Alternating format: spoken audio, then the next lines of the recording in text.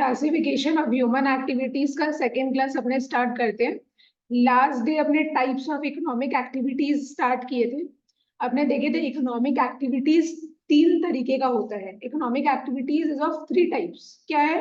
Business, दूसरा profession, तीसरा employment. ठीक है, बिजनेस अपने ऑलरेडी देख चुके हैं बट एक बार वापस से देख लेते हैं। बिजनेस में क्या लिखा हुआ था? बिजनेस क्या है? इकोनॉमिक एक्टिविटीज है। बिजनेस अपने करते हैं। बिजनेस में होता क्या है? प्रोडक्शन होता है, डिस्ट्रीब्यूशन होता है गुड्स का, है ना। और उसके बदले मेरे को क्या मिलता है? प्रॉफिट्स मिलता है। अपने बिजनेस किस ऑब्जेक्टिव से करते हैं कि मेरे को ताकि प्रॉफिट्स हो। तो मेरे साथ बोलो ये वाला डेफिनेशन।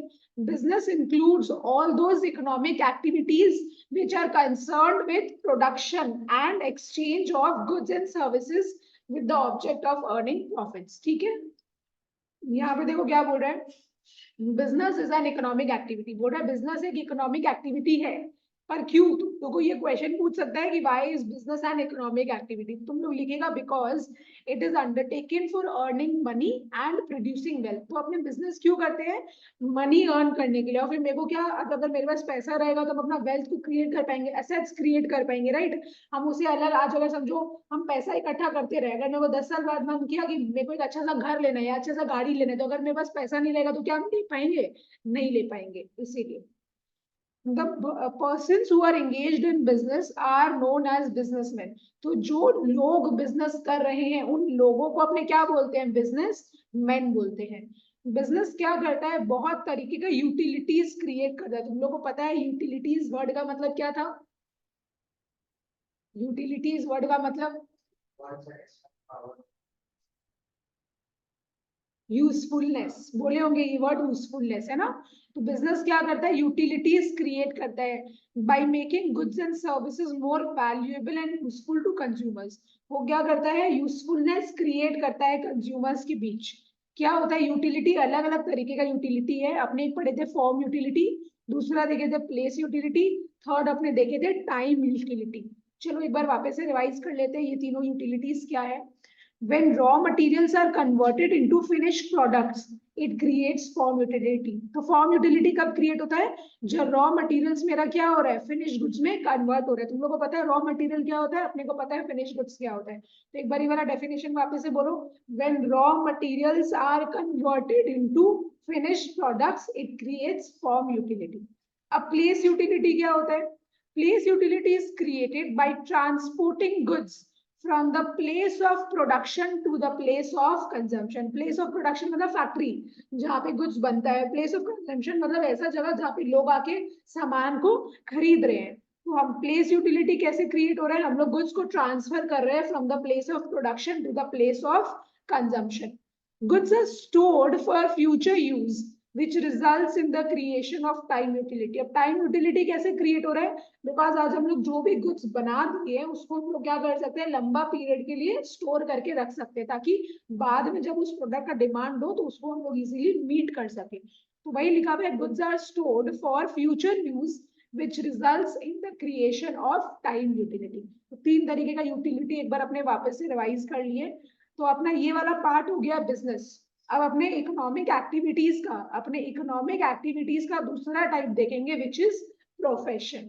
प्रोफेशन क्या होता है देखो, यहां से अपना आज का क्लास स्टार्ट होगा। अच्छा, the terms profession means an occupation which involves application of specialised knowledge and skills to earn a living. देखो प्रोफेशन क्या होगी? जैसे सीए है, एक चार्टर्ड अकाउंटेंट है, उसको क्या बोलेंगे? प्रोफेशनल पर्सन है ना। उसका प्रोफेशन क्या है? उसका प्रोफेशन है सीए। उसका प्रोफेशन क्या है? सीए। वो चार्टर्ड अकाउंटेंट है, वो उसका प्रोफेशन है। तो आज सीए कोई ऐसे ही बन जाएगा क्या कि उसको एक पढ़ाई पढ़ना पड़ेगा? स्पेशली जो सीए का पढ़ाई है वही उसको पढ़ना पड़ेगा, तब जाके उसको सीए का डिग्री मिलेगा। और उसको और क्या करना पड़ेगा? बहुत सारे एग्जाम्स वगैरह देना पड़ता है ना, तब उसके पास डिग्री आता है। आज एक बार उसके पास पढ़ाई कर लिया, वो ट्रेनिंग वगैरह ले लिया, उसको डिग्री मिल गया, वो क्या कर पाएगा? सीए का काम कर पाएगा। तो उससे उसको क्या मिलेगा? पैसा मिलेगा। तो वही लिखा हुआ है देखो, the term profession means an occupation which involves what, ये कीवर्ड हो गया, application of specialised knowledge and skills to earn a living. उसके पास क्या होना? एक प्रोफेशन के पास, प्रोफेशनल के पास क्या होना चाहिए? उसके पास वो नॉलेज होना चाहिए। सीए वाला आदमी क्या करता है? सीए का ही पढ़ाई पढ़ता है, उसी का नॉलेज लेता है, उसके बाद वो अगर काम करने जाएगा तो उसके पास जो भी नॉलेज है वो उसको अप्लाई करेगा ना। वो अपना कलाकारी दिखाएगा, उसको अकाउंट्स वगैरह बनाना पड़ता है, वो अपना स्किल्स को शो करेगा अपने नॉलेज के बेसिस में, तभी तो उसको पैसा मिलेगा। तो वही चीज है। तो यहाँ पे दो कीवर्ड क्या हो गया, एप्लीकेशन ऑफ स्पेशलाइज्ड नॉलेज, और दूसरा क्या है, skills to earn a living. तो प्रोफेशन क्या हो गया, एक ऑक्यूपेशन है, इसके अंदर क्या आता है, बोलो मेरे साथ, application of specialised knowledge and skills to earn a living. ठीक है, the persons who are engaged in profession are called professionals. तो ऐसे लोग जो प्रोफेशन में इन्वॉल्व है उसको अपने क्या बोलते हैं, प्रोफेशनल्स बोलते हैं। तो जैसे डॉक्टर हो गया, लॉयर हो गया, सीए हो गया, सीएस हो गया, ये सारे लोग जो उस प्रोफेशन में इनग्रॉस्ड है, उस बंदे को अपने क्या बोलेंगे, प्रोफेशनल्स बोलेंगे। इन लोग क्या करता है, गुड्स देता है कि सर्विसेज देता है, इन लोग सर्विसेज देते हैं। जैसे कि मान लो अगर मेरे को आज कोई कंपनी खोलना है, तो हम किसके पास जाएंगे, हम कोई एक सीए के पास जाएंगे, उसको बताएंगे कि भैया मेरे को आप बता दो कि किस हिसाब से कंपनी खोला जाता है, उसका फॉर्मेलिटीज क्या है, उसका स्टेप्स क्या है, प्रोसीजर्स क्या है, तो वो मेरे को गाइडेंस दे देगा। तो वहां पे मेरे को कोई वो प्रोडक्ट नहीं दे रहा है, वो मेरे को अपना बुद्धि दे रहा है, वो मेरे को एडवाइस कर रहा है, दैट इज सर्विस, सर्विस देना। उसके बदले वो मेरे से क्या लेगा, प्रोफेशनल फीस लेगा अपना, है ना। आज डॉक्टर्स लोग, सीए लोग, इन लोग क्या करते हैं, लॉयर्स लोग, इन लोग सैलरी मैंने, इन लोग फीस लेते हैं। हम लोग प्रॉफिट्स वर्ड यूज नहीं करते, जैसे बिजनेस के केस में प्रॉफिट्स होता है ना, लेकिन यहाँ पे प्रोफेशनल्स को जो पैसा मिलता है that is known as fees. जैसे टीचर्स लोग क्या लेते हैं, फीस लेते हैं ना, वही चीज है। और टीचर्स लोग भी क्या प्रोवाइड करते हैं, सर्विसेज प्रोवाइड करते हैं, कोई गुड्स प्रोवाइड नहीं करते। देखो क्या लिखा हुआ है, they render personal services of a specialised nature to their clients. यहाँ पे अच्छा, आज हम क्या कर रहे हैं, पर्सनल सर्विस दे रहे हैं। आज मेरा मन किया कि यार मेरे को पढ़ाना नहीं, हमें काम करते अपने भाई को पढ़ा भेज देते, कि पहला क्लास तो हम ले लिए इस क्लास का, क्लासिफिकेशन ऑफ ह्यूमन एक्टिविटीज का। दूसरा क्लास मेरा मन किया कि चलो अपना भाई को भेज देते कि तुम जाके पढ़ा दे। क्या ये पॉसिबल है, पॉसिबल नहीं है ना। आज हम डॉक्टर है, मेरा मन नहीं है देखने का, तो हम डिग्री अपने भाई को थोड़ी दे सकते हैं कि तुम मेरे बदले काम कर, ऑपरेशन करके आ जा। नहीं, ये तो चीज पॉसिबल नहीं है। एक डॉक्टर को पर्सनली खुद ही अपना सर्विस देना पड़ेगा, और specialised nature to their client, है ना। डॉक्टर क्या करेगा, डॉक्टर का ही काम कर सकता है, उसका स्पेशलाइज्ड नेचर क्या हो गया, वो डॉक्टर का पढ़ाई किया उसी से रिलेटेड काम करेगा। एक सीए क्या किया है, सीए का पढ़ाई किया वो उसी से रिलेटेड काम कर सकता है। आज एक सीए डॉक्टर का काम कर सकता है क्या, नहीं। इसलिए लिखा है of a specialised nature to their client. उन लोग जिस चीज के बारे में पढ़े हैं, वो स्पेशल नेचर का जो भी नॉलेज अब्सॉर्ब किए, उसी से रिलेटेड सर्विस उन लोग देगा पर्सनली अपने क्लाइंट्स को। द सर्विस, उन लोग जो सर्विस अब दे रहे हैं वो किसके ऊपर बेस्ड है, देखो, the service is based on professional education. उन लोग जो भी एजुकेशन लिया है, जो भी पढ़ाई पढ़ा है, उन लोग जो भी ट्रेनिंग वगैरह किया है, जो भी उन लोग का एक्सपीरियंस है, उसके बेसिस में क्या है, उन लोग अपना सर्विस देता है। जैसे आज अपने बोलते हैं ना, ये डॉक्टर तो 20 साल पुराना है, 20 साल से इसको हम लोग दिखा रहे हैं, इसके पास काफी एक्सपीरियंस है। तो ये एक्सपीरियंस डॉक्टर क्या करेगा, अच्छे से ट्रीटमेंट करेगा, अच्छे से किसी का बीमारी पकड़ पाएगा। लेकिन अगर समझो कोई नया डॉक्टर है, उसके पास कोई एक्सपीरियंस नहीं है, वो हो सकता है उतना जल्दी से किसी का बीमारी नहीं पकड़ सके, है ना। तो आप सर्विस अच्छे से तभी दे पाओगे जब आपके पास एक अच्छा एक्सपीरियंस हो। तो सर्विस किसके ऊपर बेस्ड है, 3 चीज के ऊपर, बताओ।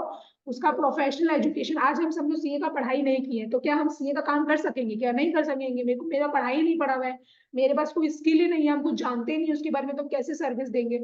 तो सर्विस किसके ऊपर बेस्ड है, 3 चीज के ऊपर, प्रोफेशनल एजुकेशन, दूसरा ट्रेनिंग, तीसरा एक्सपीरियंस। पहले तो देखो इसको कैसे अपने याद कर सकते हैं, एक बार देखो, बहुत नॉर्मल सा चीज है। पहले तो पढ़ाई पढ़ेंगे which is known as education, उसके बाद ट्रेनिंग वगैरह लेते हैं, फिर ट्रेनिंग वगैरह लेके मेरे को टाइम पीरियड हो जाता है, तो मेरे को क्या मिल जाता है, एक्सपीरियंस मिल जाता है। तो सर्विस किस चीज के ऊपर बेस्ड है, प्रोफेशनल एजुकेशन हो गया, फिर ट्रेनिंग हो गया, फिर एक्सपीरियंस हो गया। Professional receive fee for this services. तो प्रोफेशनल्स लोगों को क्या मिलता है, फीस मिलता है। हम लोग जो भी सर्विसेज दे रहे हैं उसके बदले उन लोगों को क्या मिलता है, फीस मिलता है। यहाँ पे देखो एग्जांपल लिखा हुआ है, चार्टेड अकाउंटेंट्स हो गया, लॉयर्स हो गया, जो टैक्स कंसल्टेंट्स वाले लोग होते हैं, जो टैक्स वगैरह में डील करते हैं, लोग सारे प्रोफेशनल्स लोग हैं। तुम लोग खाली अगर चार्टेड अकाउंटेंसी लिखिएगा, डॉक्टर्स लिख देगा, लॉयर्स लिख देगा, हो जाएगा। तुम लोग क्या बोल रहे हैं, हाँ हाँ, चलो एक बार वापस से इसको हमने थोड़ा लर्न कर लेते हैं। द टर्म, पहला कीवर्ड क्या है, प्रोफेशन का डेफिनेशन का कीवर्ड क्या होगा, ऑक्यूपेशन है ये। क्या आता है, एप्लीकेशन ऑफ स्पेशलाइज्ड नॉलेज और स्किल्स चाहिए। अपने को पैसा कमाने के लिए क्या क्या चाहिए, एप्लीकेशन ऑफ स्पेशलाइज्ड नॉलेज, उस नॉलेज को अप्लाई करना पड़ेगा, लेना पड़ेगा, और फिर अपना स्किल्स दिखाना है, तभी क्या कर पाएंगे, अपने पैसा कमा पाएंगे। एक बार वापस से बोलो, the term profession means an occupation which involves application of specialised knowledge and skills to earn a living. ऐसे लोग जो प्रोफेशन में इन्वॉल्व है उसको क्या बोलते हैं, प्रोफेशनल्स बोलते हैं। इन लोग क्या करते हैं, पर्सनल सर्विसेज देते हैं, किसको, अपने क्लाइंट्स को। और इन लोग का जो सर्विस है वो किसके ऊपर बेस्ड है, तीन चीज, professional education, training, experience. Professionals लोगों को क्या मिलता है, फीस मिलता है, किसके बदले, उन लोग का सर्विसेज के बदले। Example, chartered accountants, doctors, lawyers, etcetera. Clear हुआ डेफिनेशन पूरा? ठीक है, अब आ जाओ फीचर्स में। फीचर्स बोलो, कैरेक्टरिस्टिक्स बोलो, नेचर बोलो, सब एक ही है। नेचर भी अगर तुम लोग को पूछ लेगा तो तुम लोग को फीचर ही लिखना पड़ेगा। देखो क्या लिखा हुआ है। सबसे पहला, स्पेशलाइज्ड बॉडी ऑफ नॉलेज। क्या है, स्पेशलाइज्ड बॉडी ऑफ नॉलेज। एक एक करके अपने देखते हैं क्या लिखा हुआ है। Every profession has a specialised and systematised body of knowledge. तुम लोग को पता है प्रोफेशन मतलब क्या होता है, जैसे कि सीए, डॉक्टर, लॉयर, ये सारा क्या है, प्रोफेशन है। हर प्रोफेशन का क्या होता है, अपना पढ़ाई होता है। हर प्रोफेशन का क्या होता है, अपना खुद का पढ़ाई होता है। लॉयर बनना है तो अलग पढ़ाई पढ़ना पड़ेगा, सीए बनना है तो अलग पढ़ाई पढ़ना पड़ेगा, डॉक्टर बनना है तो अलग पढ़ाई पढ़ना पड़ेगा। देखो, every profession has a specialised and systematised body of knowledge. Members of the profession, members of the profession, मान लो मेरे को सीए करना है तो हम उसकी मेंबर बन जाएंगे। मेरे को क्या करना पड़ेगा, are required to learn this knowledge. मेरे को क्या करना पड़ेगा, ये नॉलेज को, अगर मेरे को वो डिग्री चाहिए, अगर मेरे को वो प्रोफेशनल बनना है, वो प्रोफेशन अगर मेरे को गेन करना है, तो मेरे को क्या चाहिए, वो नॉलेज मेरे को लेना पड़ेगा, तभी हम प्रोफेशनल बन पाएंगे। क्लियर हुआ? तो पहला क्या था, स्पेशलाइज्ड बॉडी ऑफ नॉलेज। ठीक है। दूसरा, रेस्ट्रिक्टेड एंट्री। आज मान लो मेरे को सीए करना है, हम अभी क्लास 6 में है, मेरा मन किया चलो मेरे को सीए करना है, तो हम चले जाएंगे? क्या मेरे को अलाउ मेरे एंट्री मिलेगा वहां पे? नहीं। मिनिमम क्वालिफिकेशन मान लो 12th तो पास करना ही पड़ेगा, तब जाके क्या है, हम सीए वाला लाइन में घुस सकते हैं। नहीं तो जो institute of chartered accountants of India है, जो लोग का हेड है, इंस्टीट्यूशन है, ये मेरे को अलाउ ही नहीं करेगा, बोलेगा तुम्हारे पास मिनिमम क्वालिफिकेशन ही नहीं है, तो हम लोग किस बेसिस पे तुमको ले, है ना? तो वही चीज है, रेस्ट्रिक्टेड एंट्री। देखो क्या लिखा हुआ है, entry to a profession is allowed only to those who have completed the prescribed education and have passed the specified examination। अगर हम 12th पास नहीं कर पा रहे और हम सीए करने जा रहे हैं, तो ये तो मैंने पागलपंती हो गया ना। हम 12th तो पढ़ नहीं पा रहे और मेरे को करना है सीए, तो भाई पहले मिनिमम क्वालिफिकेशन जो चाहिए इंसान को, 12th पास कर लो, उसके बाद ही आपको एंट्री मिलेगा इस प्रोफेशन में, नहीं तो नहीं मिलेगा। इसीलिए लिखा है restricted entry. Third, formal education and training. Formal education and training में देखो क्या बोल रहा है, फॉर्मली मेरे को पढ़ाई पढ़ना पड़ता है, उन्हीं लोग का जो पढ़ाई पढ़ा है वही पढ़ना पड़ेगा। आज हम 12th का बुक उठा के ले लिए और हम बोले हम उस बेसिस में एग्जाम देंगे, हम तो फेल हो जाएंगे। उन लोग का जो मेरे को किताब दिया हुआ है, उन लोग का जो बुक दिया है, उन लोग जो नॉलेज लेने के लिए बोल रहे हैं, मेरे को वही नॉलेज लेना पड़ेगा, है ना? हम कहीं इधर उधर का नॉलेज नॉलेज ले लेंगे तो मेरा एग्जाम ही पहला बात क्लियर नहीं होगा, एग्जाम क्लियर नहीं होगा तो मेरे को डिग्री नहीं मिलेगी, right? A profession provides facilities for formal education and training to those who want to acquire professional qualification। तो अगर मेरे को सीए बनना है तो मेरे को क्या करना पड़ेगा, उन लोग जो पढ़ाई बोला है, उन लोग जो एजुकेशन प्रिस्क्राइब किया है, वही एजुकेशन मेरे को लेना पड़ेगा। और उन लोग जिस हिसाब से मेरे को ट्रेनिंग वगैरह करवाएगा, वो ट्रेनिंग भी मेरे को सीखना पड़ेगा, है ना? तभी क्या है, हम मेरे पास डिग्री आ पाए, तभी हम प्रोफेशनल बन पाएंगे।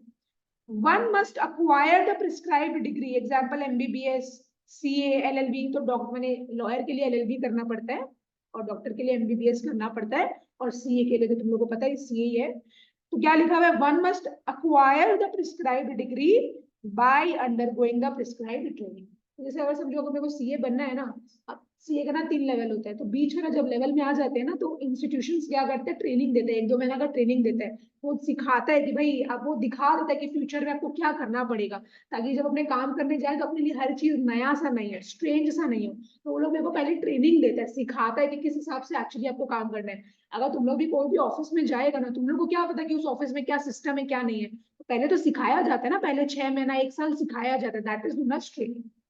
समझा? हर कंपनी में ये सिस्टम होता है, ट्रेनिंग दिया जाता है, बट तभी तो हम लोग को समझ में आएगा ना कि क्या काम करना है। तो वही one must acquire the prescribe degree. अगर मेरे को सब डिग्री लेना है तो क्या करना पड़ेगा, ये ट्रेनिंग वगैरह लेना पड़ेगा, पढ़ाई पढ़ना पड़ेगा, तभी हम डिग्री अवेल कर पाएंगे।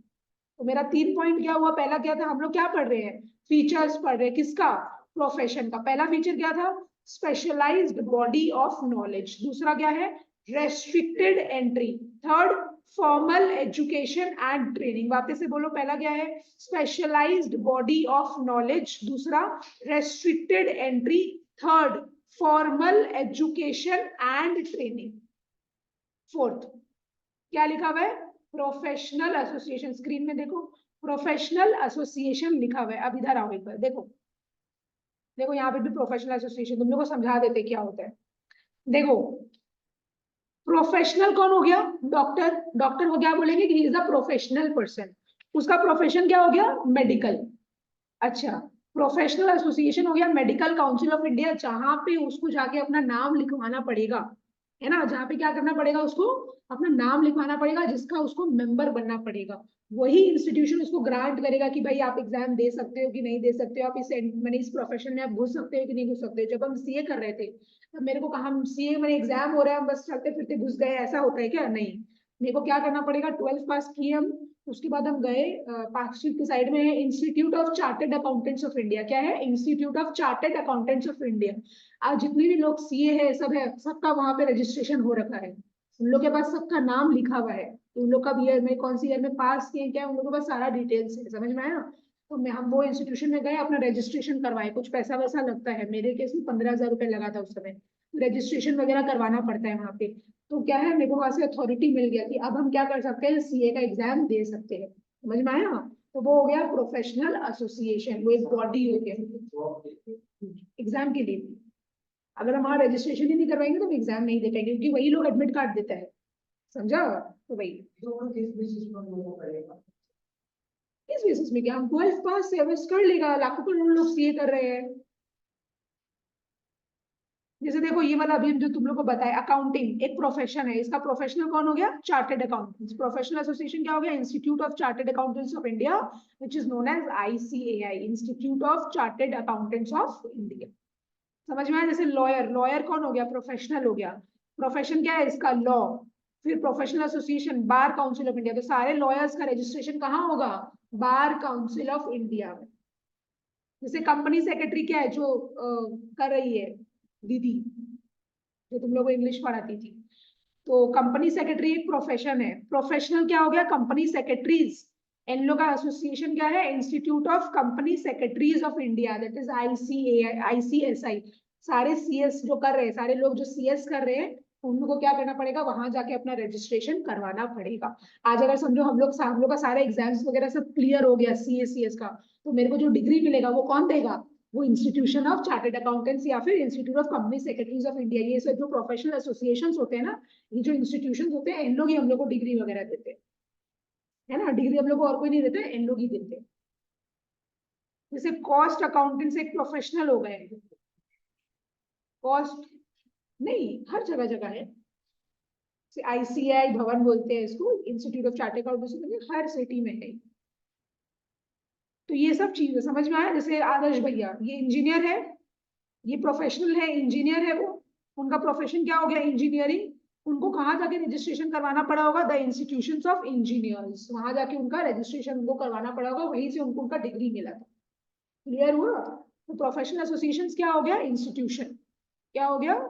इंस्टीट्यूशन, जहां पे एक बंदे को क्या करना पड़ता है? अपना जाके रजिस्ट्रेशन करवाना पड़ता है, अगर उसको वो डिग्री चाहिए तो।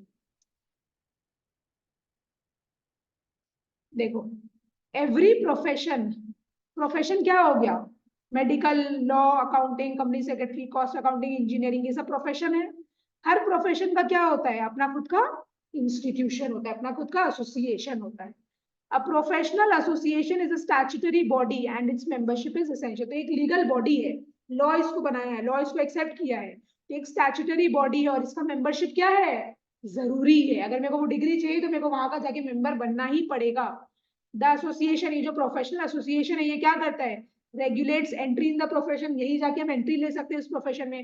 मेरे को सर्टिफिकेट ऑफ प्रैक्टिस, मान लो कि हम सीए बन गए, अब मेरे को क्या है ना, मेरे को जॉब नहीं करना है। जैसे मेरे नानू है, वो क्या है, वो जॉब नहीं करते, वो अपना खुद का सीए का फॉर्म खोल रखे, मतलब वो क्या करे, वो अपना खुद का प्रैक्टिस कर रहे हैं। तो अगर मेरे को वो भी चाहिए, सर्टिफिकेट ऑफ प्रैक्टिस भी चाहिए, तो मेरे को किसके पास से मिलेगा? सी इंस्टीट्यूशन से मिलेगा, प्रोफेशनल एसोसिएशन ही मेरे को ये सब सर्टिफिकेट देगा। Formulates and एनफोर्सेस code of conduct, वो रूल्स एंड रेगुलेशंस अपने को बताता है कि किस हिसाब से काम करना चाहिए। आज ये वाले लोग क्या है ना, दूसरे कंपनीज में जाके उनका चेकिंग करते हैं, क्या करते हैं, दूसरे कंपनीज में जाके उनका चेकिंग करते हैं, जिसको बोलते हैं ऑडिट करना। क्या बोलते हैं, ऑडिट करना। तुम लोग जब बड़ा हो जाएगा तब तुम लोग सुनेगा कि एक सीए क्या करता है ना, दूसरी कंपनी में जाके उसका अकाउंटिंग वगैरह चेक करता है कि कोई घोटाला तो नहीं कर रहे हैं लोग, गलत गलत तो कुछ नहीं कर रहे हैं ना। तो अब जैसे जब हम दूसरी कंपनी में गए, हम तो बहुत सारे कंपनीज में जाते हैं ऑडिट करने के लिए। अब मान लो जब हम दूसरी कंपनी में गए हैं, हम क्या किए, उसका जो भी डॉक्यूमेंट्स है, उसका जो भी सीक्रेट वाला चीज है, हम दूसरे कंपनी को जाके बोल दिए, तो ये तो गलत है। आप कोई भी बिजनेस का, आप इतने सारे कंपनीज के पास जा रहे हो, उनका अकाउंटिंग चेक करें, आप उनका सीक्रेट्स रिवील नहीं कर सकते हो। अगर इंस्टीट्यूशन को पता चल गया कि हम ये गलत काम करे तो मेरा डिग्री ले लिया जाए। तो उन लोग goods code of conduct, rules and regulations prescribe करता है, वो रूल्स एंड रेगुलेशंस मेरे को मानना पड़ता है, वरना क्या है, मेरा डिग्री चला जाए। जैसे हम जब अकाउंट्स पढ़े थे, जब हम सीए कर रहे थे, एक टीचर थे दिल्ली के, हम ऑनलाइन क्लास करते थे, तो वो क्या है, कुछ इंस्टीट्यूशन के खिलाफ बोले थे, तो उनका डिग्री ले लिया गया था। तो ये सब बहुत होता है, तो अगर हम लोग उनके खिलाफ कुछ करें ना तो मेरा डिग्री ले लेंगे। इसीलिए वो रूल्स एंड रेगुलेशंस वो लोग प्रिस्क्राइब करते हैं, जिसको कोड ऑफ कंडक्ट बोलते हैं। वो कोड, वो रूल्स एंड रेगुलेशंस मेरे को मानना पड़ता है, उन्हीं के अकॉर्डिंग मेरे को काम करना पड़ता है।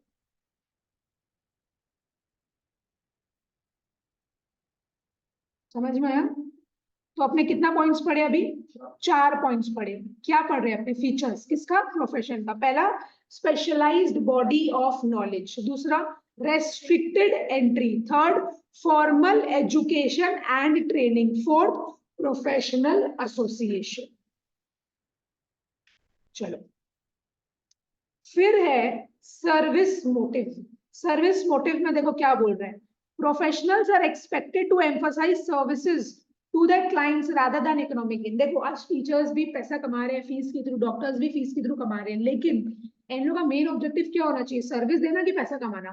इन लोगों का मेन मोटिव है सर्विस देना, है ना। आज डॉक्टर ये नहीं सोच सकता कि भाई मेरे पास पहले पैसा आ जाए, अरे उसका पहले ये ध्यान होना चाहिए कि मेरा पेशेंट का बीमारी हम कैसे पकड़े, उसका इलाज कैसे करें। पैसा तो आपके पास आ जाएगा, इन लोगों का मेन मोटिव है सर्विसेज दे।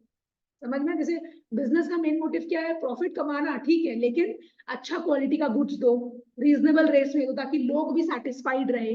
प्रॉफिट्स तो आपको कमाना है, उनका मेन मोटिव तो भाई मेन ऑब्जेक्टिव है प्रॉफिट्स कमाना, लेकिन उनका और एक मोटिव क्या है कि भाई उनको क्या करना है। आजकल जो मॉडर्न बिजनेसेस हो गया है, इनका मेन मोटिव है कस्टमर को खुश रखना, अच्छा क्वालिटी का गुड्स देना। वैसे ही प्रोफेशनल्स का मेन मोटिव क्या है? सर्विस मोटिव, इन लोगों को सर्विसेज अच्छे से देना है। हाँ, देखा जाए तो दुनिया में पैसा ही है, बट हम बता रहे हैं जो बुक्स में लिखा हुआ है, प्रोफेशनल्स का मेन मोटिव होना चाहिए सर्विस मोटिव। इन लोगों को सर्विसेज को ज्यादा एम्फसाइज करते हुए ध्यान देना है अपना काम करना। फिर है कोड ऑफ कंडक्ट। तुम लोग को बता दी ऑलरेडी हम, कोड ऑफ कंडक्ट क्या होता है, रूल्स एंड रेगुलेशंस होता है जो हर एक प्रोफेशन को फॉलो करना पड़ता है। लेकिन एक बार फिर भी देख लेते हैं क्या लिखा हुआ है। The activities of a profession, what do you mean the activities of a profession? एक प्रोफेशन जो भी कर रहा है, जैसे सीए, जो भी सीए का काम कर रहा है, are regulated by a formal code of conduct. उन लोग को रूल्स एंड रेगुलेशंस दे दिया जाता है, उन लोग को अपना एक्टिविटीज उसी हिसाब से करना पड़ता है, उन लोग अपना मन का कुछ नहीं कर सकते।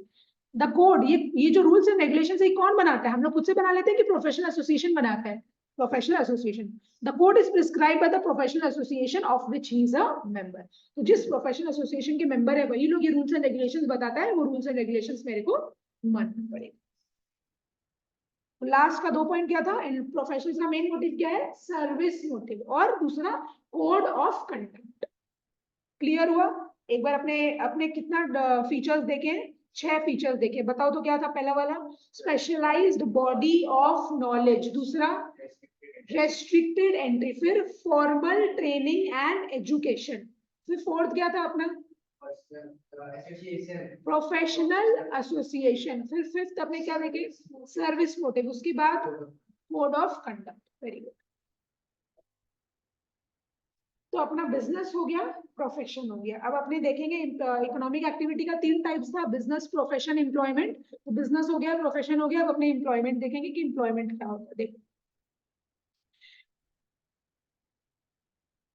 Employment means an economic activity. Economic activity क्यों बोल रहा होगा? बिकॉज अपनी एम्प्लॉयमेंट अगर कर रहे हैं तो पैसा मिल रहा है ना, जहाँ पे पैसा इन्वॉल्व है वो मेरा इकोनॉमिक एक्टिविटी हो जाता है। और नॉन इकोनॉमिक एक्टिविटी मतलब क्या था? जहाँ पे अपने को पैसा नहीं मिल रहा है, वो अपना अपना पर्सनल सेटिस्फैक्शन के लिए कर रहे थे। तो employment means an economic activity, ध्यान देना, where people work for others in exchange for some remuneration. जैसे कि आज मेरी स्टाफ है, हम लोग क्या किए, उसको हायर किए, वो हम लोग के लिए काम कर रही है, उसके बदले हम लोग उसको क्या देंगे, सैलरी देंगे। सैलरी को क्या बोलते हैं, अच्छा वर्ड में बोलते हैं रेम्यूनरेशन। क्या बोलते हैं, रेम्यूनरेशन। तो वो क्या है, मेरा और उसका एम्प्लॉयमेंट का कॉन्ट्रैक्ट हो गया, वो एम्प्लॉयमेंट में हम लोग उसको हायर किए हैं, वो हम लोग के अंडर में काम कर रही है, राइट। तो ये एम्प्लॉयमेंट हो गया, बिकॉज वो दूसरे लोगों के लिए काम कर रही है, उसके बदले उसको क्या मिलेगा, रेम्यूनरेशन मिलेगा, सैलरी मिलेगा, दैट इज एम्प्लॉयमेंट। ये एम्प्लॉयमेंट हो गया। जब भी अगर समझो हम किसी के भी अंडर जा रहे हैं काम करने के लिए, वो क्या हो गया, एम्प्लॉयमेंट हो गया। समझ में आया। तो देखो, employment means an economic activity where people work for others. लोग क्या कर रहे हैं, दूसरे के लिए काम कर रहे हैं, किसके बदले में, फॉर सम रेम्यूनरेशन। वापिस से बोलो ये लोग, employment means an economic activity where people work for others in exchange for some remuneration. The persons who work for others are called employees. तो ऐसे लोग जो दूसरे के लिए काम करते हैं उसको क्या बोलते हैं, एम्प्लॉइज। जैसे जो हम लोग यहाँ स्टाफ है उसको क्या बोलेंगे, अपने एम्प्लॉई बोलेंगे, वो मेरी एम्प्लॉई है बिकॉज वो मेरे लिए काम कर रही है। The persons or organizations which engage others to work for them are called employers. आज हम लोग क्या कर रहे हैं, उसको हायर कर रहे हैं कि भाई तुम मेरे लिए आके काम करो, तो हम लोग क्या हो गए, एम्प्लॉयर्स हो गए। जो मेरे लिए काम कर रहा है वो क्या हो गया, एम्प्लॉइज हो गया। तो ये तुम लोग को पूछ सकते हैं एग्जाम में कि एम्प्लॉयर क्या होता है, एम्प्लॉई क्या होता है, तो ये सब लर्न करते हैं। चलो पहले अपने एम्प्लॉयमेंट वाला डेफिनेशन, जो पहला फर्स्ट लाइन है वो एक बार वापस से लर्न करते हैं। Employment means an economic activity where people work for others in exchange for some remuneration. अच्छा, एम्प्लॉइज कौन होता है, जो लोग दूसरे के लिए काम करता है। The persons who work for others, वापिस से बोलो, the persons who work for others are called employees.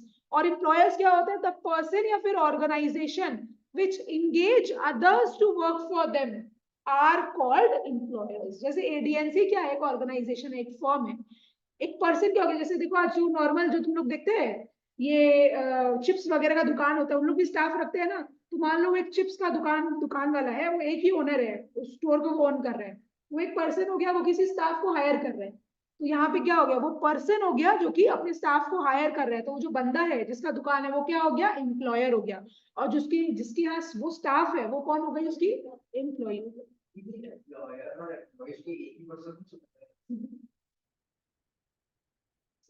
कैसे होगा, हम अगर किसी को हायर ही नहीं किए हैं तो एम्प्लॉय नहीं हुआ ना वो।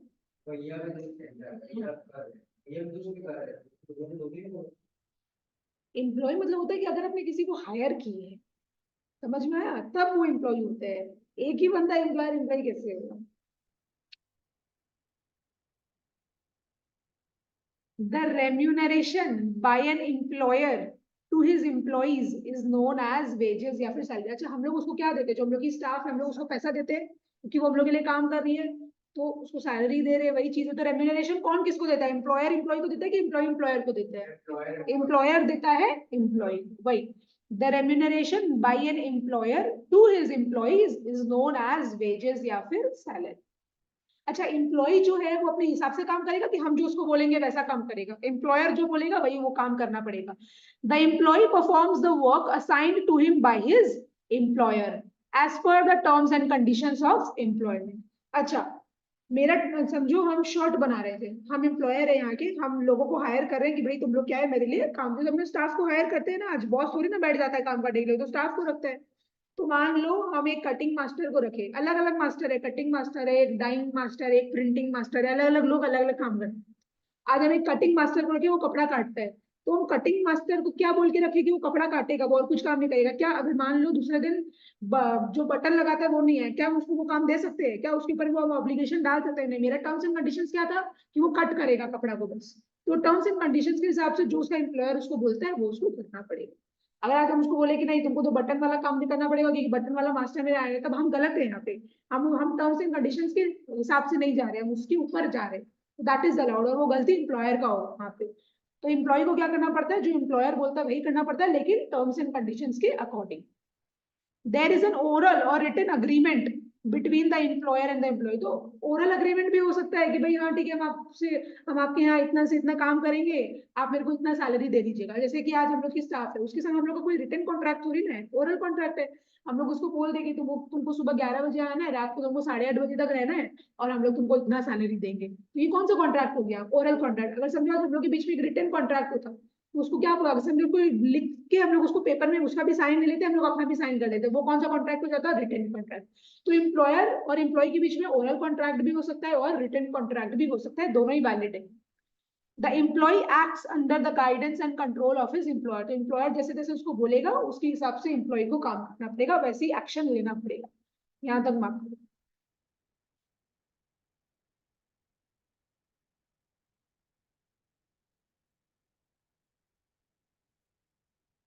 ठीक है, देखो अब क्या लिखा हुआ है। When a professionally qualified person, आज मान लो हम सीए है, हम क्वालिफाइड प्रोफेशनल पर्सन है, हम जा रहे हैं जॉब करने के लिए, तो वो क्या हुआ? वो भी तो एम्प्लॉयमेंट ही हो गया, बिकॉज हम किसी के अंडर में जाके काम करें, इसलिए तो उसको नौकरी बोलते हैं कि भाई हम क्या है, एक तरीके के एम्प्लॉय हो गए, नौकर हो गए, हम उसको अपने बॉस के लिए काम कर रहे हैं। समझ में आया? इसलिए एम्प्लॉय में अगर आप किसी के अंडर अपने जाके काम करते हैं तो इसलिए उसको नौकरी बोला जाता है, बिकॉज अपने किसी के अंडर में काम कर रहे हैं, जॉब कर रहे हैं। When a professionally qualified person works as an employee, he is also said to be in a employment। तो वो भी employment हो गया, because हम किसी के लिए जाके काम कर रहे हैं। जैसे कि डॉक्टर है, may be employed in hospital, वो दूसरे हॉस्पिटल में जाके काम कर रहा है, तो किसी के अंदर ही काम कर रहा है, हॉस्पिटल उसका थोड़ी है। A chartered accountant may be working as an accountant in a company. Chartered accountant है, वो दूसरे कंपनी में जाके काम कर रहा है, वो कंपनी उसका तो नहीं है, तो किसी के अंडर ही काम कर रहा है, तो एम्प्लॉयमेंट हो गया। And a lawyer may serve as a law officer in a bank. Bank में क्या है, वो लॉ ऑफिसर बन रखा है, वो बैंक उसका है क्या? नहीं है ना, तो मतलब एम्प्लॉयमेंट हो गया, वो किसी के अंडर में जाके काम कर रहा है। समझ में आया? एक क्वालिफाइड प्रोफेशनल पर्सन भी क्या है, एम्प्लॉयमेंट के कॉन्ट्रैक्ट में आ सकता है। अगर वो किसी के अंडर में जाके काम करेगा तो वहां पे उसको क्या बोला जाएगा कि वो हाँ एम्प्लॉयमेंट कर। क्लियर हुआ? एक बार मेरे को बोलो एम्प्लॉयमेंट का डेफिनेशन। एम्प्लॉयमेंट क्या है? एक इकोनॉमिक एक्टिविटी है where people work for others in exchange for some remuneration. Employees कौन होता है? हाँ, the person who work for others. और एम्प्लॉयर कौन होता है? द पर्सन या फिर organisation which engages others to work for them. अच्छा, एम्प्लॉयर जो एम्प्लॉय को देता है उसको क्या बोलते हैं? रेम्यूनरेशन। रेम्यूनरेशन के अंदर क्या आ गया? वेजेस या फिर सैलरीज। ठीक है। अच्छा, और एम्प्लॉयर और एम्प्लॉय के बीच में क्या होता है? एम्प्लॉयर, हाँ, ओरल या फिर रिटन अग्रीमेंट होता है। क्लियर? अब अपने कुछ फीचर्स देख लेते हैं, क्या फीचर्स बोल रहे हैं। सबसे पहला, in employment a person work for others called, a person work for others called employer. हे भगवान, एम्प्लॉय होगा, गलत लिखा है तुम लोग का बुक भी ना।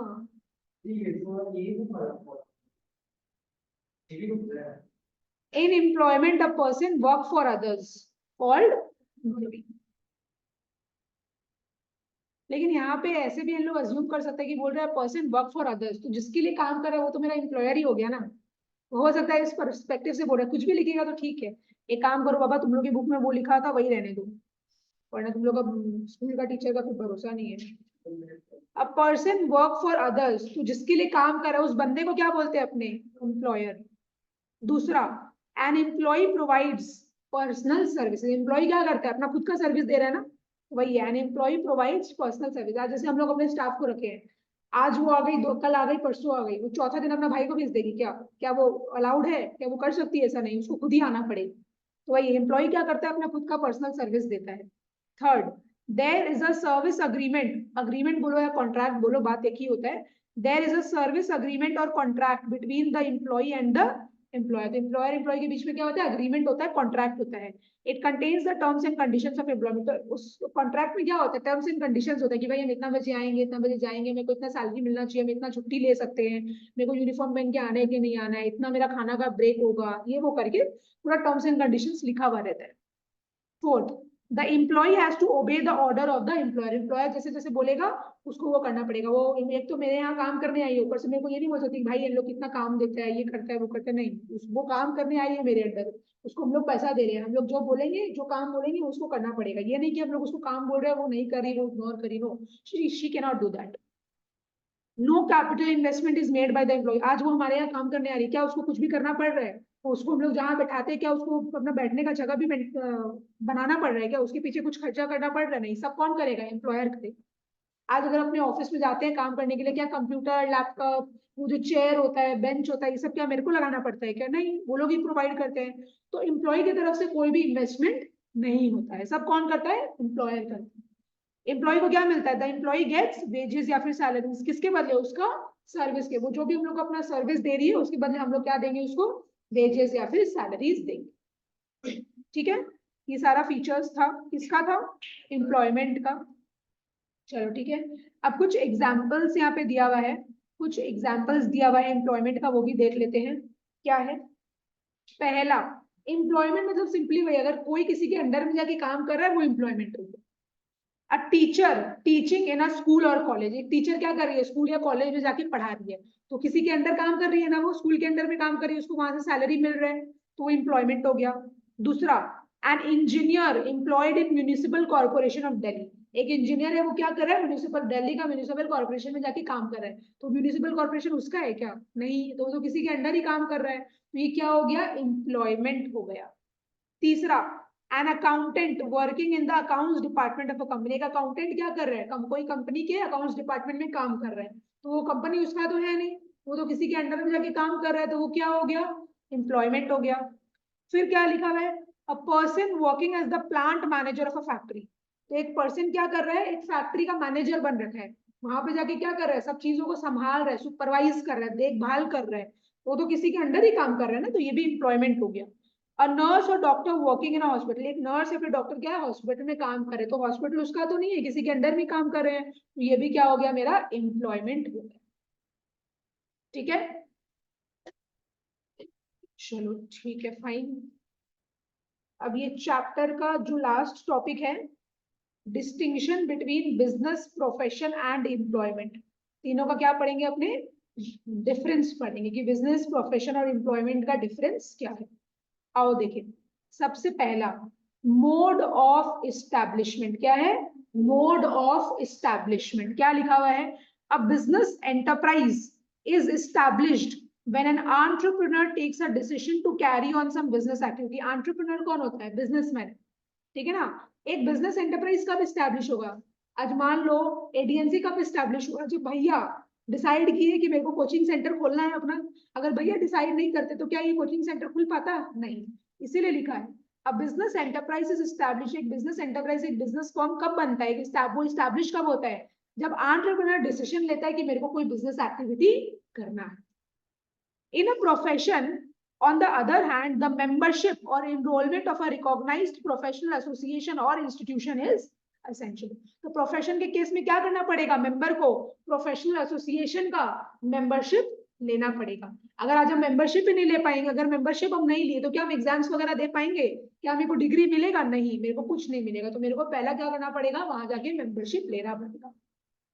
इन order to take up an employment, employment के केस में क्या होता है? A person has to enter into a contract of service. सबसे पहले तो क्या करना पड़ेगा? वहां जाके बातचीत करना पड़ेगा, मेरे उसके बीच में कॉन्ट्रैक्ट होना चाहिए, तभी बोलेंगे कि मेरा एम्प्लॉयमेंट स्टार्ट हो गया। राइट, मेरा मन किया कि तुम कोई कंपनी में जाके काम करते हो, डायरेक्ट घुस गए काम करने के लिए, ऐसा थोड़ी ना होता है। क्या अलाउड है? क्या नहीं, पहले तो भाई बातचीत होगा, पहले तो कॉन्ट्रैक्ट बनेगा मेरा और एम्प्लॉयर के बीच में, तब जाके हम काम अपना स्टार्ट कर पाएंगे। तो वहां से एम्प्लॉयमेंट क्या है? फिर स्टार्ट होता है। समझ में आया? तो अपने इसमें क्या पढ़े? बिजनेस एंटरप्राइज कब स्टैब्लिश होता है? जब एंटरप्रेन्योर को, जब वो डिसीजन लेता है। अच्छा, प्रोफेशन के केस में क्या बोल रहा है? एक मेंबर को क्या करना पड़ेगा? रिकॉग्नाइज्ड प्रोफेशनल एसोसिएशन या इंस्टीट्यूशन का मेंबरशिप लेना पड़ेगा। एम्प्लॉयमेंट के केस में क्या बोल रहा है? एक पर्सन को क्या है? कॉन्ट्रैक्ट में एंटर करना पड़ेगा। क्लियर हुआ ये पहला वाला पॉइंट, मोड ऑफ एस्टैब्लिशमेंट। ठीक है, दूसरा, nature of work. Nature of work में देखो अपने को क्या बोल रहा है? Business exist to provide goods and services to satisfy human wants.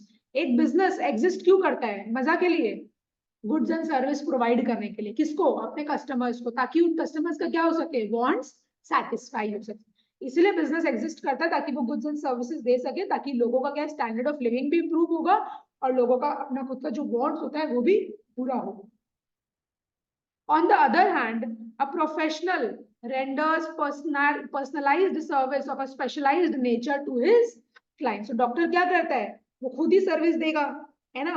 जो पढ़ाई किया हुआ है उसके पास जितना नॉलेज है उसी के बेसिस में क्या करेगा, वो अपने क्लाइंट्स को, अपने पेशेंट्स को सर्विसेज देगा। An employee performs the work assigned by the employer under the contract of service. और employee कैसा काम करेगा, जो उसका employer, जो उसका बॉस उसको बोले। समझ में आया? तो नेचर ऑफ वर्क में अपने ये पढ़े।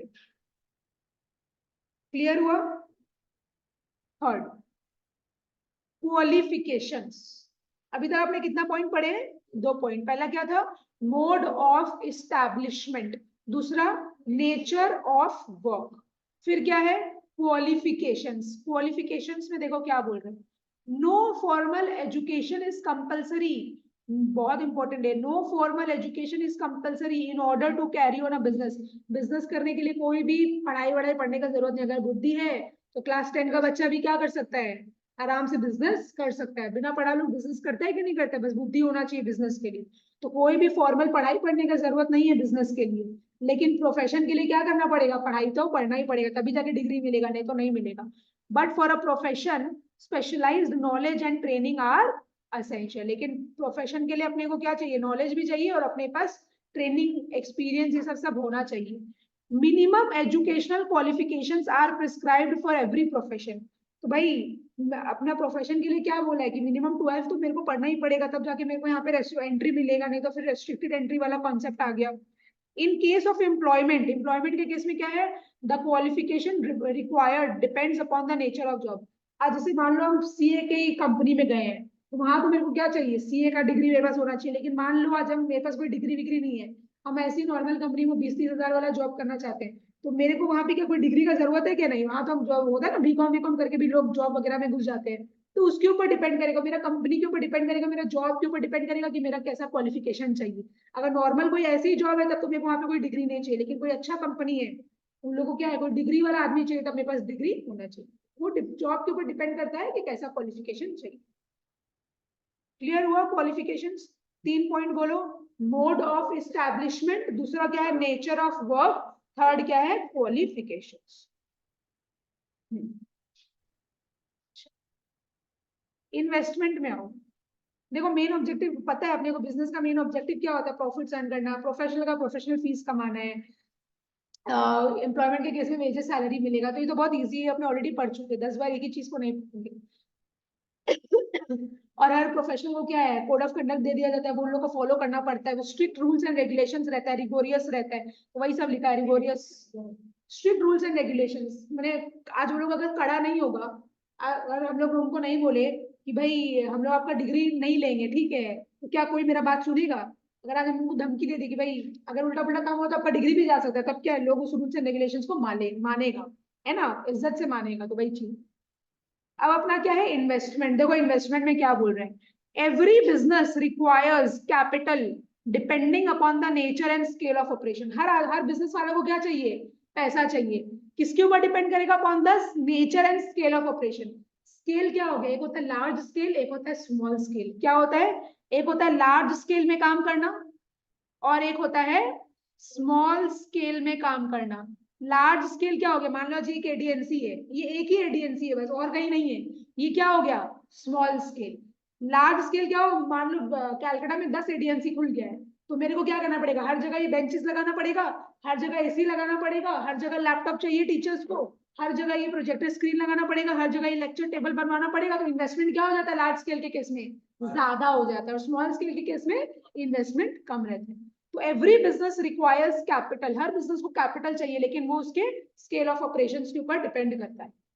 A professional has to invest some capital to establish an office for rendering services. आज मान लो एक प्रोफेशनल है, वो किसी के अंडर में काम नहीं करता है, वो अपना खुद का, जैसे डॉक्टर का चेंबर होता है ना अपना खुद का, हम डॉक्टर है, मान लो हम किसी के अंडर में काम नहीं करते, हम अपना खुद का चेंबर बनाना चाहते हैं, तो मेरे को क्या करना पड़ेगा, थोड़ा बहुत इन्वेस्टमेंट तो करना ही पड़ेगा। चेंबर बनाने के लिए बेड लगाना पड़ेगा, चेयर लगाना पड़ेगा, टेबल लगाना पड़ेगा, एसी वेसी लगाना पड़ेगा, कोई मशीन अगर चाहिए तो मशीन वगैरह लगाना पड़ता है। तो कुछ इन्वेस्टमेंट अपने को करना पड़ता है अगर मेरे को अपना खुद का ऑफिस सेट करना है तो। There is no need for capital in case of employment. लेकिन अगर आज हम किसी के अंडर में जा रहे हैं काम करने के लिए तो वहां मेरे को कुछ भी इन्वेस्टमेंट करने का जरूरत नहीं। तो अभी तक आपने कितना पॉइंट पढ़े? 4 पॉइंट अपने पढ़ लिए, नहीं 4 पॉइंट नहीं। समझ में आया? रिवॉर्ड में आओ एक बार। रिवॉर्ड क्या होता है? रिटर्न्स। बिजनेस का रिटर्न क्या हो गया? प्रॉफिट। प्रोफेशन का रिटर्न क्या हो गया? Professional fees. एम्प्लॉयमेंट का रिटर्न क्या हो गया? Wages, salaries. देखो वही लिखा है, profit is the reward of a businessman, while professional fees is the reward of a professional. The reward in case of employment is wages या फिर सैलरी।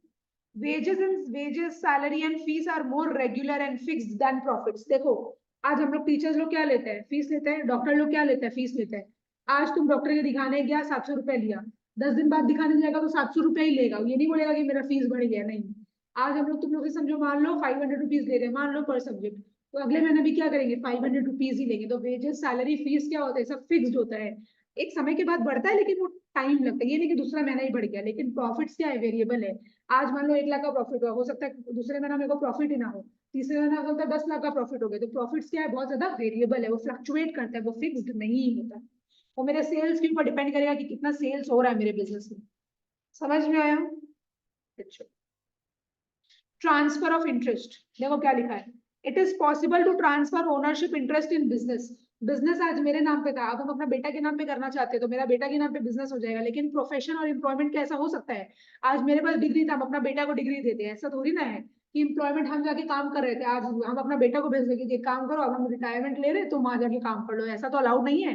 तो बिजनेस के केस में क्या है? ट्रांसफर ऑफ ओनरशिप हो सकता है, लेकिन but no such transfer is possible in case of profession and employment. लेकिन प्रोफेशन और एम्प्लॉयमेंट के केस में ऐसा कोई भी ट्रांसफर ऑफ ओनरशिप पॉसिबल नहीं है। क्लियर हुआ? अपने 6 पॉइंट्स कर लिए ना? अच्छा, डिस्टिंक्शन कर रहे हैं अपने किसके बीच में? बिजनेस, प्रोफेशन और एम्प्लॉयमेंट के बीच में। पहला क्या था? Mode of establishment. दूसरा, नेचर ऑफ वर्क। तीसरा क्या देखे? क्वालिफिकेशंस। फिर इन्वेस्टमेंट। फिर रिवॉर्ड और ट्रांसफर ऑफ इंटरेस्ट। देखो यहाँ पे अपना ये चैप्टर कंप्लीट हो गया है। समझ में आया? पहला चैप्टर अपना फुल फ्लेजेड मैनर में कंप्लीट हो गया है। अब अपने शुरू का जो डेफिनेशंस वगैरह किए थे वो एक बार रिवाइज कर लेते हैं, फिर ये चैप्टर अपने एंड करें। Classification of human activities, economic and non economic देखे थे। सबसे पहला ह्यूमन एक्टिविटीज का डेफिनेशन आपने क्या पढ़े थे? ह्यूमन एक्टिविटीज मतलब ऐसा एक्टिविटी जो कौन कर रहा है? ह्यूमन कर रहा है। क्यों कर रहा है? अपना वांट्स को सेटिस्फाई करने के लिए। वांट्स क्या होता है? अनएंडिंग, अनलिमिटेड, रिकरिंग, ये जिंदगी भर चलते रहते हैं। और ह्यूमन का एक्टिविटीज अलग अलग तरीके का होता है, वाइड रेंज है। चलो देखो क्या लिखा है, human activities means all those activities जो कौन कर रहा है? Which human beings undertake. Human activities are undertaken to satisfy human wants. These activities continue throughout life. क्यों? Because wants are unending, unlimited and recurring. ठीक। कैरेक्टरिस्टिक्स देखे थे human activities, ऐसा एक्टिविटीज है जो कौन कर रहा है? ह्यूमन बींग्स कर रहा है। ह्यूमन बींग्स के अंदर कौन आ गया? मेन, वुमेन और चिल्ड्रन। ये एक्टिविटी को करने के लिए क्या चाहिए? ह्यूमन को एफर्ट चाहिए। ह्यूमन एक्टिविटीज इसलिए किया जाता है ताकि ह्यूमन का बॉन्ड सेटिस्फाई हो जाए। और ह्यूमन का बॉन्ड्स क्या होता है? अनलिमिटेड होता है। ह्यूमन एक्टिविटीज क्या करना पड़ता है? अपने को जिंदगी भर करना पड़ता है। This continue through out life. Human activities क्या है? बहुत तरीके का, वाइड रेंज है। जो सोना, खाना पीना, ऑफिस जाना, ये सारा चीज क्या है? ह्यूमन का एक्टिविटी है ना। ह्यूमन का एक्टिविटी बहुत तरीके का है। Human activities are performed both for earning money as well as for obtaining personal satisfaction. अगर आज अपने ऑफिस में जा रहे हैं तो अपने वहां क्या कर रहे हैं? ये ह्यूमन का एक्टिविटी है कि ऑफिस में जाके काम कर रहा है, लेकिन वहां क्या मिल रहा है मेरे को? पैसा। तो ठीक है। और ह्यूमन एक्टिविटी पैसा कमाने के लिए भी किया जाता है, और human activity personal satisfaction gain करने के लिए भी किया जाता है। पर्सनल सेटिस्फैक्शन का हो गया, मान लो सो रहे हैं अपने, या अपने प्रे कर रहे हैं, या अपने खा रहे हैं, या अपने किसी को हेल्प कर रहे हैं, ये सभी तो एक्टिविटी है। लेकिन सोने, खाने पीने, खेलने का क्या पैसा मिलता है? नहीं, ये अपने क्यों कर रहे हैं? अपना खुद का सेटिस्फैक्शन के लिए। तो ये भी ह्यूमन एक्टिविटीज है। फिर अपने देखे थे कि ह्यूमन एक्टिविटीज को अपने क्लासिफाई कर सकते हैं 2 कैटेगरी में। ह्यूमन एक्टिविटीज को 2 कैटेगरी में क्लासिफाई कर सकते हैं। पहला क्या है? Economic activity. दूसरा क्या है? Non economic activity. तो ह्यूमन एक्टिविटीज को अपने दो कैटेगरी में क्लासिफाई कर सकते हैं। पहला क्या है, इकोनॉमिक एक्टिविटी, दूसरा क्या है, नॉन इकोनॉमिक एक्टिविटीज। ठीक है, इकोनॉमिक एक्टिविटीज का डेफिनेशन क्या था, economic activities refers to all those human activities. Economic activity पैसा कमाने के लिए किया जाता है, लेकिन उसको कर कौन रहा है, ह्यूमन ही तो कर रहा है ना, तो एक तरीके का ह्यूमन एक्टिविटी तो है ना। तो economic activity refers to all those human activities which are undertaken to earn a living and satisfy human wants. आज आदमी इकोनॉमिक एक्टिविटी क्यों करता है, पैसा कमाने के लिए, और फिर पैसा कमाएगा तो उससे अपना वो इच्छा को पूरा कर पाएगा। तो वापस से बोलो पहला line, economic activities refers to all those human activities which are undertaken to earn a living and satisfy human wants। Main objective क्या है इस एक्टिविटी का, to earn income and create wealth, पैसा कमाओ और पैसा जमा करो, वेल्थ क्रिएट करो। ठीक है, इकोनॉमिक एक्टिविटी का एक और नाम क्या था, ऑक्यूपेशंस। फिर अपने क्या देखे थे इकोनॉमिक एक्टिविटी का, कैरेक्टरिस्टिक्स देखे थे। क्या देखे थे, कैरेक्टरिस्टिक्स देखे थे। कैरेक्टरिस्टिक्स का अपना निमोनिक क्या था, स्लीपर। निमोनिक अपना था स्लीपर, स्लीपर। एस से क्या था, सोशली डिजायरेबल। एस से क्या था, सोशली डिजायरेबल। एल से क्या था, लीगली वैलिड। ई से इकोनॉमिक रिसोर्सेज, इकोनॉमिक ग्रोथ। फिर ई से इकोनॉमिक रिसोर्सेज। पी से प्रोडक्टिव। ई से इकोनॉमिक मोटिव। आर से रैशनल यूज। वापस स्लीपर का बताओ, एस से सोशली डिजायरेबल, एल से लीगली वैलिड, ई से इकोनॉमिक ग्रोथ, उसके लिए क्या चाहिए, इकोनॉमिक रिसोर्सेज। पी से प्रोडक्टिव, ई से इकोनॉमिक मोटिव, आर से रैशनल यूज। फिर अपने इकोनॉमिक एक्टिविटीज का कुछ एग्जांपल्स देखें, जैसे कि एक बार वापस रिवाइज कर लेते हैं। Production of goods by a manufacturer in a factory. Factory में मैन्युफैक्चरर क्या कर रहा है, गुड्स बना रहा है, तो गुड्स बना के क्या करेगा, अपने पास थोड़ी रख लेगा, उसको बेचेगा, उससे क्या मिलेगा, पैसा मिलेगा। इसीलिए वो कौन सा एक्टिविटी हो गया, इकोनॉमिक एक्टिविटी हो गया। दूसरा, distribution of goods by wholesaler to retailer. Wholesaler क्या कर रहा है, रिटेलर को सामान दे रहा है। होलसेलर जब सामान बेचेगा रिटेलर को, उससे क्या मिलेगा, पैसा मिलेगा। तो कौन सा एक्टिविटी है ये, इकोनॉमिक एक्टिविटी। तीसरा, selling of goods by retailer to customer. Retailer क्या कर रहा है, कस्टमर को सामान दे रहे हैं, कस्टमर क्या देगा, उसको पैसा देगा। तो कौन सा एक्टिविटी हुआ, इकोनॉमिक एक्टिविटी।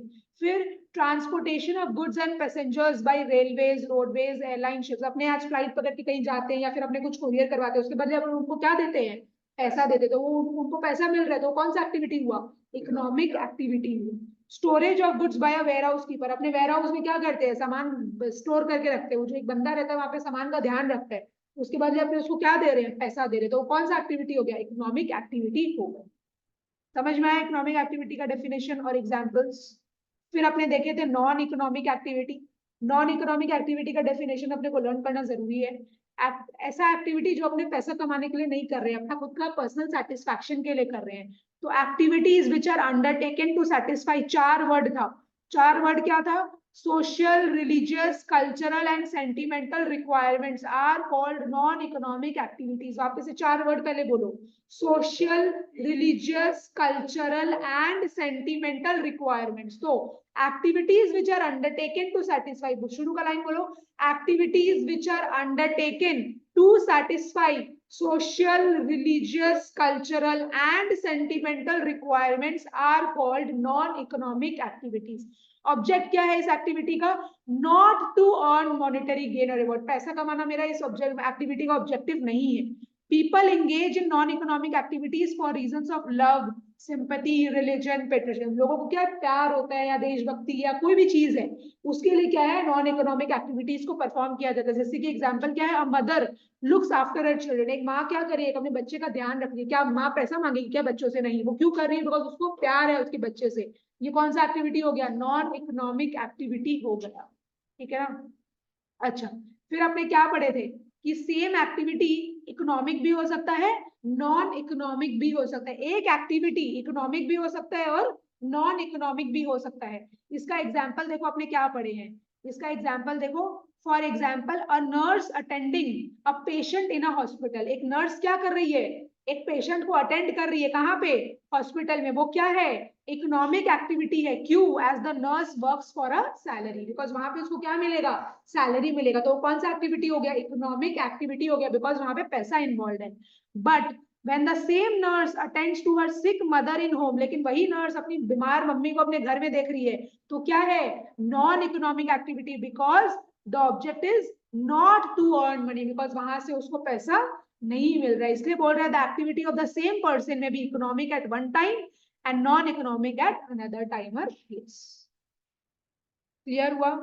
फिर non economic activities are undertaken due to the following consideration. देखो यहाँ पे भी अपने कुछ पढ़े थे, एक बार रिवाइज कर लेते हैं। लव एंड अफेक्शन के अंदर क्या क्या पढ़े? Taking dinner with family, family के साथ डिनर करने जा रहे हैं। कुकिंग फूड फॉर फैमिली, तो क्यों? बिकॉज प्यार है मेरे को मेरे फैमिली से। दूसरा पर्सनल सेटिस्फैक्शन, एग्जाम्पल मेडिटेटिंग इन अ पार्क, पार्क में बैठ के मेडिटेशन करे, क्या पैसा मिल रहा है? क्या नहीं है, non economic activity. Physical needs क्या होता है इंसान का? Morning walk bye a person, में जिम जा रहे हैं, मॉर्निंग वॉक जा रहे हैं, क्यों? मेरा खुद का फिजिकल फिटनेस मेरे को चाहिए, हम खुद का अपना सेटिस्फैक्शन के लिए ये सब कर रहे हैं। रिलीजियस ऑब्लिगेशन, जैसे कि हम मंदिर में जा रहे हैं, दिवाली का दिन है, मंदिर जा रहे हैं प्रार्थना करने के लिए, तो क्यों कर रहे हैं भाई? भगवान का रिलीजियस चीज है ना, रिलीजियस ऑब्लिगेशन। सोशल ऑब्लिगेशन, जैसे कि helping victims of an accident, किसी का एक्सीडेंट हो गया हम उसको हेल्प कर रहे हैं। फ्लड आ गया, अर्थक्वेक आ गया, तो हम लोगों को हेल्प कर रहे हैं, है ना। तो सब सोसाइटी को क्या कर रहे हैं हम? सोसाइटी का भलाई के लिए हम लोगों को हेल्प करें, तो ये सोशल चीज हो गया। पेट्रियटिज्म मतलब होता है देशभक्ति। Donating blood for injured army man, एक आर्मी का आदमी है, उसका ब्लड उसको डोनेट करें, बिकॉज उसको लग गया है, चोट लगी है, उसका खून बहुत बह गया है, तो आज हम उसको खून देंगे, हम थोड़ी ना उससे पैसा मांगेंगे, तो हम अपना देशभक्ति के लिए करें कि भाई ठीक है उसको लग गया, एक काइंडनेस हो गया। ह्यूमन को क्या काइंड रहना चाहिए ना, अच्छा रहना चाहिए, लोगों के साथ अच्छे से बिहेव करना चाहिए, तो वही चीज है। ये सब चीज अपने पैसा के लिए नहीं करते, these are non economic activities. फिर आपने कुछ डिस्टिंक्शन देखे थे इकोनॉमिक और नॉन इकोनॉमिक एक्टिविटीज के बीच में। फिर आपने देखे थे कि इकोनॉमिक एक्टिविटीज कितने तरीके का होता है? 3 तरीके का होता है। एक होता है बिजनेस, एक होता है प्रोफेशन, और एक होता है एम्प्लॉयमेंट। इकोनॉमिक एक्टिविटी का एक और नाम क्या है? ऑक्यूपेशंस। ठीक है, तो economic activities are of 3 types, which is business, profession and employment, जो कि क्या है अपने ऑलरेडी आज अच्छे से देख चुके हैं। तो अपना पूरा चैप्टर क्या है, कवर हो गया है। ये वाला चैप्टर अपना खत्म। नेक्स्ट डे क्या करेंगे, अपने नया चैप्टर स्टार्ट करेंगे, क्लास एंड कर रहे हैं।